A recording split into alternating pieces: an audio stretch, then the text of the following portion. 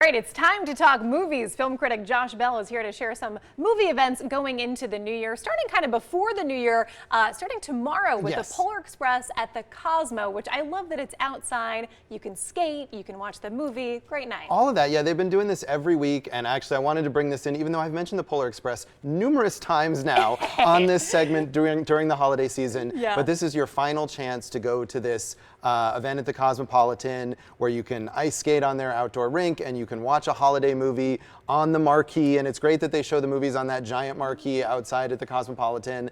And the Polar Express it's a holiday movie, I will say that.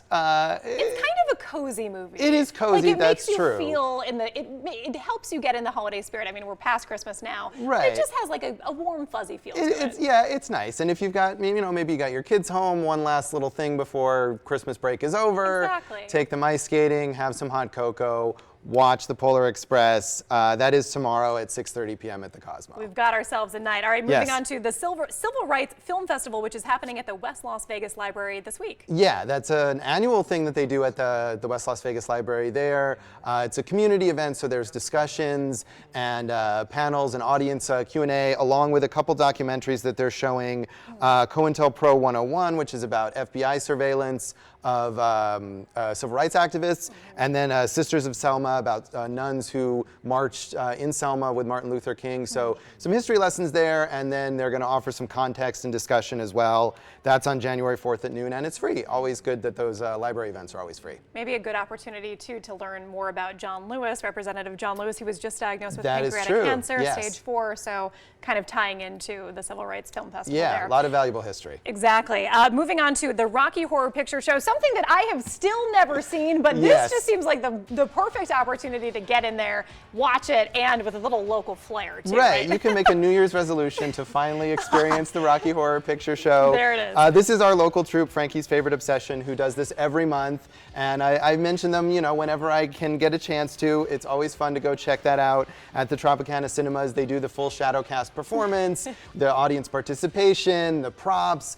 the whole deal. It is an experience that, any movie fan I think should have at least once. I've done it, although it's been a while. Yeah. And it's a whole fun, it's essentially like community theater along with the movie. That's at the Tropicana Cinemas on January 4th. And again, it's every month. If you miss it this month, it'll be back again next month. That is a great resolution then for 2020, because if you miss it in January, you can hit it up in February, March. You've got the whole year to knock that out. 12 or 11 more chances this year to see it. Yes. I love it. All right, moving on to a sci-fi classic, Doctor Who, that has sort of an element in New York City that's going to be broadcast here. Kind of an interesting event, right? So it's the new season of Doctor Who, the TV series, and the first 2 episodes that are premiering, you can go catch those in theaters. They've done this a lot for Doctor Who for these premieres and the special episodes and stuff.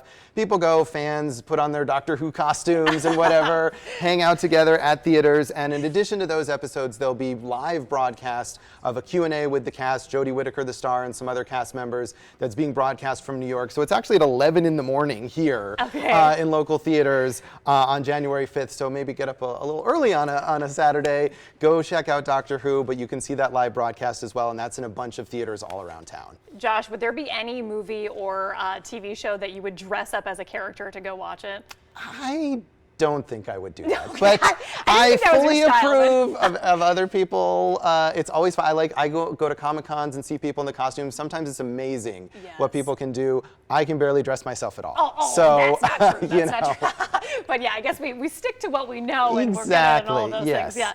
Moving on, finally, this feels very Vegas. There's a documentary, an old documentary about Elvis that's coming back to theaters. Yeah, it would be Elvis's 85th birthday coming up. So to celebrate that, Galaxy Theaters is showing Elvis, That's the Way It Is, which is a 1970 concert documentary all about his return to Vegas and the residency that we know him most for at the International, which is now the Westgate. So a lot of concert footage and fan footage and stuff like that from 1970. You can see that at all 3 Galaxies in town on January 5th and 8th. And, there's nothing more Vegas than Elvis. Exactly. There really is not. You still see so many Elvises on the Strip. Every time you go to the Strip, people impersonating him. He's a classic. He's a legend. And you can experience the real thing, or at least a video of the real thing on a big screen. A video will have to do. Yes, it will. Yes, Josh, Happy New Year to you. All right, to you too. Yes, thank you so much. All right, quick last check of weather and news after the break.